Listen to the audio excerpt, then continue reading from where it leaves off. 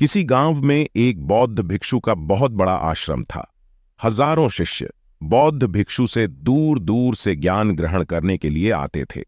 एक बार उनके पास एक ऐसा शिष्य पहुंचा जो बहुत बोलता था, हमेशा बोलता ही रहता था। जब वह गांव में भिक्षा लेने के लिए जाता तो हर घर से एक नई कहानी लेकर आता है और आश्रम पहुंचकर दूसरे शिष्यों को वह कहानी सुनाने लगता है। मौका मिलते ही एक शिष्य की दूसरे से बुराई करता, चुगली करता और दूसरों के सामने अच्छा बनने का प्रयास करता। खुद के मुंह से खुद की तारीफ करने लगता और हमेशा ही खुद को गुरु के सामने सबसे बुद्धिमान और उत्तम साबित करने का प्रयास करता। वह खुद को दूसरे शिष्यों से अलग और श्रेष्ठ मानता था। उसका कहना था कि मैं एक अमीर घर का बालक हूं।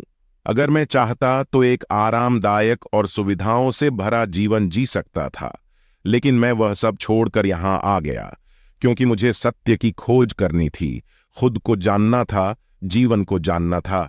इसीलिए मेरा त्याग तुम सबसे बड़ा है। एक दिन गुरु ने आश्रम के सभी शिष्यों को बुलाकर कहा, आप सभी को अगले 1 माह के लिए कोई न कोई संकल्प लेना है। इससे आपकी संकल्प शक्ति मजबूत होगी और आप में आत्मविश्वास का संचार होगा। आप सभी अपने सामर्थ्य और अपनी हिम्मत के अनुसार कोई भी संकल्प ले सकते हैं और यदि 1 माह से पूर्व आप में से जिसका भी संकल्प टूटता जाएगा वह अपनी पुरानी दिनचर्या में वापस आ जाएंगे। सभी शिष्यों ने अपनी शक्ति और अपनी हिम्मत के अनुसार छोटे बड़े संकल्प ले लिए और गुरु को अपने अपने संकल्प के बारे में बताकर वहां से चले गए। लेकिन वह शिष्य जो खुद को सबसे अलग और सबसे बड़ा दिखाना चाहता था, वह सीधे गुरु की कुटिया में पहुंच गया और बोला कि गुरुजी, मैं कोई छोटा मोटा संकल्प नहीं लेना चाहता, बल्कि कोई महान और बड़ा संकल्प लेना चाहता हूं। कृपया करके आप ही बताएं कि मुझे क्या संकल्प लेना चाहिए। उसकी यह बात सुनकर गुरु मुस्कुराए और बोले कि क्या तुम मेरे द्वारा दिए गए संकल्प को पूरा भी कर पाओगे? क्या तुम्हारे लिए उसे पूरा करना संभव होगा? शिष्य ने कहा कि नहीं गुरुदेव, आप जो भी संकल्प मुझे देंगे मैं जरूर उसे पूरा करूंगा। गुरु ने कुछ क्षण सोचा और फिर कहा कि अगले 1 माह तक तुम्हें चुप रहना है। तुम अपने मुंह से एक भी शब्द नहीं निकालो, यही तुम्हारा संकल्प है। बोलो, पूरा कर पाओगे? शिष्य ने हंसते हुए कहा कि गुरुदेव, यह भी कोई संकल्प हुआ? ये तो बहुत ही आसान है। 1 माह तक चुप ही तो रहना है। आप कोई बड़ा संकल्प दीजिए जो मेरी योग्यता के लायक हो, जिसे पूरा करने में मुझे समस्या हो। गुरु ने कहा कि पहले तुम यह संकल्प पूरा करके दिखाओ। शिष्य ने गुरु की बात मान ली और वह उसी समय चुप हो गया और पलटकर कुटिया से बाहर चला गया। उसे चुप रहना बहुत आसान लग रहा था। उसने एक दिन तो जैसे तैसे चुप रहकर काट लिया, लेकिन दूसरे दिन से उसके मन में न बोलने का बोझ पड़ने लगा। तीसरे दिन उसे भारीपन महसूस होने लगा और चौथे दिन उसके अंदर एक अजीब सी बेचैनी होने लगी, क्योंकि आसपास आश्रम के सभी शिष्य एक दूसरे से बातें कर रहे थे। वह भी अपना पक्ष उनके सामने रखना चाहता था, उनकी बोलती बंद कर देना चाहता था, लेकिन उसका संकल्प उसके आड़े आ रहा था। इसीलिए वह पूरे दिन सिर्फ और मुंह ही बनाता रहता। इसी तरह से कुछ दिन और बीते और वह शिष्य बीमार पड़ गए। उसका सर फटा जा रहा था, उसका खाने पीने का मन तक नहीं कर रहा था, वह सिर्फ बोलना चाहता था। वह गुरु के पास गया और उनके सामने बैठकर लिखकर उन्हें बताया, गुरुदेव, मैं बोलना चाहता हूं, बिना बोले मुझे सांस नहीं आ रही, मेरा दम घुटता जा रहा है, मैं अंदर ही अंदर पागल हुआ जा रहा हूं, मैं क्या करूं? संकल्प तोड़ दूं? क्या? यह पढ़कर गुरु मुस्कुराए और बोले कि संकल्प तो तोड़ने के लिए ही होते हैं, लेकिन जो अपने संकल्प को पूरा कर लेता है वही अपनी आंतरिक शक्ति को बढ़ाता है, और जो अपनी आंतरिक शक्ति को बढ़ा लेता है उसे समझ और जागृति की राह पर आगे बढ़ता जाता है। संकल्प का लेना भी तुम्हारे हाथ में था और इसे तोड़ना भी तुम्हारे हाथ में है। तुम्हारे बहुत से भाई अपने संकल्प को तोड़कर अपनी पुरानी दिनचर्या पर वापस आ चुके हैं। अगर तुमसे नहीं हो पा रहा तो तुम भी अपना संकल्प तोड़कर अपनी पुरानी दिनचर्या पर वापस आ सकते हो। लेकिन याद रहे, अगर आज तुम इस छोटे से संकल्प को नहीं संभाल पा रहे हो तो तुम अपनी बाकी की पूरी जिंदगी को कैसे संभाल सकोगी? बाकी फैसला पूरी तरह से तुम्हारे हाथों में है। गुरु की यह बात उस शिष्य के दिल पर चोट कर गई। वह बिना कुछ बोले वहां से वापस चला गया और खुद को अपनी कुटिया में बंद कर लिया। वह केवल अपने जरूरी कामों के लिए कुटिया से बाहर निकलता, बाकी सारे समय कुटिया के अंदर ही बैठा रहता। 15 दिन बीत चुके थे और आश्रम के लगभग सभी शिष्यों का संकल्प अब टूट चुका था, लेकिन उसका संकल्प अभी भी जारी था। संकल्प लेने के बाद से अब तक उसने एक शब्द भी नहीं बोला था। सारा आश्रम हैरान था कि इतना बोलने वाला इंसान चुप कैसे हो गया। 15 दिन बीतने के बाद वह दोबारा अपने गुरु के पास गया और लिखकर बताया कि गुरुदेव, बाहर से तो मैं चुप हूं, लेकिन भीतर बहुत सी आवाजें हैं, बहुत सी चीख पुकार और शिकायतें हैं। मैं अंदर ही अंदर बात करता रहता हूं। मेरा मन तरह तरह के प्रश्न पूछता रहता है और मैं बाहर से जितना मौन हूं, भीतर से उतने ही शोर शराबे से भरा हुआ हूं। क्या इस तरह से मेरा संकल्प अभी भी जारी है? गुरु ने कहा कि हां, तुम्हारा संकल्प अभी भी जारी है, लेकिन जब तक लोगों की आवाज तुम्हारे कानों में पड़ती रहेगी, तुम्हारा मन बोलता रहेगा, क्योंकि इसे तो आदत है बोलने की। तुम भले ही बाहर से छुप रहो, लेकिन तुम अंदर ही अंदर बोलते रहोगे। तुम्हें इन बातों से, इन आवाजों से दूर जाना पड़ेगा। शिष्य गुरु को प्रणाम कर वहां से चला जाता है और सुबह होते ही अपनी कुटिया छोड़कर जंगल की तरफ चला जाता है। कई दिन बीत जाते हैं, संकल्प का समय भी पूरा हो जाता है, लेकिन शिष्य लौटकर कभी नहीं आता। आश्रम में सभी को डर था कि कहीं जंगली जानवरों ने उसे अपना निवाला तो नहीं बना लिया। इस बीच उसे ढूंढने की भी बहुत कोशिश की गई, लेकिन वह कहीं नहीं मिला। सभी गुरु भाइयों ने मान लिया कि जंगली जानवरों ने उसे अपना शिकार बना लिया है, लेकिन गुरु को ऐसा नहीं लगता था। एक दिन आश्रम का एक दूसरा शिष्य गुरु के पास आया और बोला कि गुरुदेव, हमारे उस अधिक बोलने वाले भाई के साथ क्या हुआ होगा? क्या जानवरों ने उसे मार दिया होगा? गुरु ने कहा कि हो सकता है कि जानवरों ने उसे अपना शिकार बना लिया हो, लेकिन उसके ना लौटने की एक दूसरी वजह भी हो सकती है। शायद उसे वह मिल गया है जिसके लिए वह गया था। फिर शिष्य ने पूछा कि गुरुदेव, क्या ज्यादा बोलना इतना हानिकारक हो सकता है? गुरु ने कहा कि इंसान के जीवन के बहुत सारे दुख होने से एक दुख यह भी है कि वह कभी चुप नहीं रह सकता, हमेशा कुछ न कुछ बोलता ही रहता है। सिर्फ हमारे बोलने के कारण हमारे आधे से ज्यादा दुख पैदा होते हैं। परिवार के अधिकतर झगड़ों की वजह हमारा बेमतलब बोलना ही होता है। हम में से कोई भी चुप रहना ही नहीं चाहता। हम बस सामने वाले को अपने मन की सारी बातें सुना देना चाहते हैं, फिर चाहे सामने वाला उसे सुनना चाहे भी नहीं। और इसी तरीके से हम बेमतलब की बातें बोलते रहते हैं और अपने अंदर दूसरों की बेमतलब की बातें भरते रहते हैं, और जिंदगी भर यही चलता रहता है। लेकिन इस नासमझी में हमें अपना समय, अपना जीवन, अपनी समझ और सबसे महत्वपूर्ण वह कीमती पल जो जिए जा सकते हैं, जिनको अनुभव किया जा सकता है, जिनमें आनंद की प्राप्ति हो सकती है, यह सब हम खो देते हैं। लेकिन इसके बदले हमें मिलता क्या है? कुछ नहीं, सब व्यर्थ और बर्बाद हो जाता है। इस पागलपन में हमने कितने कीमती पलों को खो दिया। इसका एहसास केवल कुछ ही लोगों को हो पाता है। बाकी लोग जैसे उन्हें अपने आने का ही पता नहीं, खुद के बारे में वह जानते ही नहीं, उसी तरह उन्हें अपने जाने का कभी पता नहीं चल पाता। वह खुद की कभी खोज नहीं कर पाते हैं। शिष्य ने पूछा, तो गुरुदेव फिर इसका समाधान क्या है? गुरु ने कहा कि पूरी जागरूकता के साथ अपने विचारों को देखना यही एकमात्र तरीका है।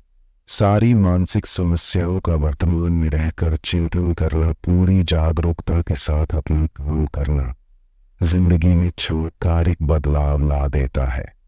कुछ लोग हमेशा चिंता करते रहते हैं, लेकिन चिंता की जगह उन्हें चिंतन करना चाहिए। चिंतन करने से ही आदमी अपने आंतरिक स्वरूप को पहचान पाता है। उसके बाद वह शिष्य गुरु से अपने प्रश्नों का उत्तर पाकर उनको प्रणाम करके वहां से चला जाता है। ज्यादा बोलने वाले शिष्य को आश्रम छोड़कर गए हुए 3 महीने का समय बीत चुका था, लेकिन उसकी कोई खबर नहीं थी। अब तक तो सभी गुरु भाइयों ने उसके वापस लौटने की उम्मीद भी छोड़ दी थी, लेकिन एक दिन वह आश्रम में वापस लौट आता है। उसे देखकर सभी के आश्चर्य और खुशी का ठिकाना ना रहा। लेकिन अब वो नहीं था जो यहां से गया था। वो कुछ और बनकर वापस आया था। उसके अंदर एक गजब का बदलाव महसूस किया जा सकता था। उसके चेहरे पर एक गजब का ठहराव और आंखों में बड़ी शांति थी। आश्रम में पहुंचते ही सभी गुरु भाइयों ने उसे चारों तरफ से घेर लिया और बातें करने लगे। वह भी अपने गुरु भाइयों से बात करने लगा। उससे बात करने वाले शिष्यों ने अनुभव किया कि अब वह पहले जैसा उतावला और बातूनी नहीं रह गया था। उसके मुंह से एक एक शब्द बहुत ही सुलझे हुए और मधुरता के साथ निकल रहे थे। थोड़ी देर तक गुरु भाइयों से बात करने के बाद वह सीधा गुरु की तरफ चला गया। उसने गुरु के चरण स्पर्श किए और कहा कि गुरुदेव, क्या मैं अब भी मौन हूं? क्या अभी भी मेरा संकल्प जारी है? गुरु ने कुछ देर तक शिष्य की आंखों में बड़े ध्यान से देखा और फिर कहा कि हां, तुम अब भी मौन हो। तुम्हारे मुंह से एक भी शब्द नहीं निकल रहा और तुम्हारा संकल्प अभी भी जारी है। शिष्य ने कहा कि गुरुदेव, जब मैं आश्रम से गया था तो मैं मुंह से तो चुप था, लेकिन मेरे अंदर बहुत सी आवाजें थीं। मन में बहुत से प्रसन्न थे जो बंद ही नहीं हो रहे थे। मैं जंगल तो चला गया इस उम्मीद से कि मुझे वहां शांति मिलेगी और मेरे मन की बकबक कम हो जाएगी, लेकिन मैं जितना एकांत में जाता गया, मेरे अंदर की आवाज उतनी ही तेज होती गई। मेरे भीतर की पुरानी से पुरानी आवाज मुझे सुनाई देने लगी। तब कहीं जाकर मैंने महसूस किया कि मैं कितना गलत कर रहा था। जब मैं अपने परिवार वालों, दोस्तों या फिर गुरु भाइयों को बुरा भला कहता था तो उस समय मुझे लगता था कि मैं सही कर रहा हूं। जब मैं गुरु भाइयों की एक दूसरे से चुगली करता था, उनका मजाक बनाता था, तब मुझे यही लगता था कि मैं उनसे बेहतर हूं और मैं सही कर रहा हूं। मैंने पहली बार महसूस किया कि मैं कितना गलत बोलता था। काफी दिनों तक यह आवाजें, यह शिकायतें मेरे अंदर चलती रहीं, लेकिन धीरे धीरे करके एक दिन यह सारी आवाजें मेरे अंदर से समाप्त हो गईं। अब मैं भी से भी मौन हो गया। उस घने जंगल में बाहर से बोलने वाला कोई नहीं था और भीतर कोई आवाज बची ही नहीं थी। और मैंने उस दिन पहली बार मौन का सही मतलब समझा। मेरे चारों तरफ बहुत शांति थी। हालांकि अभी भी मुझे आवाजें आ रही थीं जो पहले भी आती थीं, लेकिन तब मैं उन्हें सुन नहीं पाता था। पर अब वह सभी आवाजें मुझे स्पष्ट रूप से सुनाई दे रही थीं। हवा के चलने की आवाज, चिड़ियों के चहक की आवाज और पानी के बहने की आवाज। यह सभी आवाज मैंने पहली बार पूरे होश पूर्वक सुनी। अपने चारों तरफ इतनी शांति मैंने पहले कभी महसूस नहीं की थी।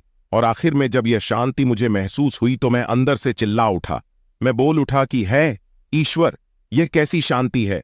सब कुछ इतना शांत क्यों है? लेकिन मेरे चिल्लाने के बाद भी वह शांति भंग नहीं हुई। सब कुछ पहले के जितना ही शांत था, बाहर भी और भीतर भी। गुरुदेव, मेरी आंखों से अश्रु की धाराएं बह रही थीं। अभी मैंने अपने गुरु भाइयों से बात की, मैंने आपसे बात की।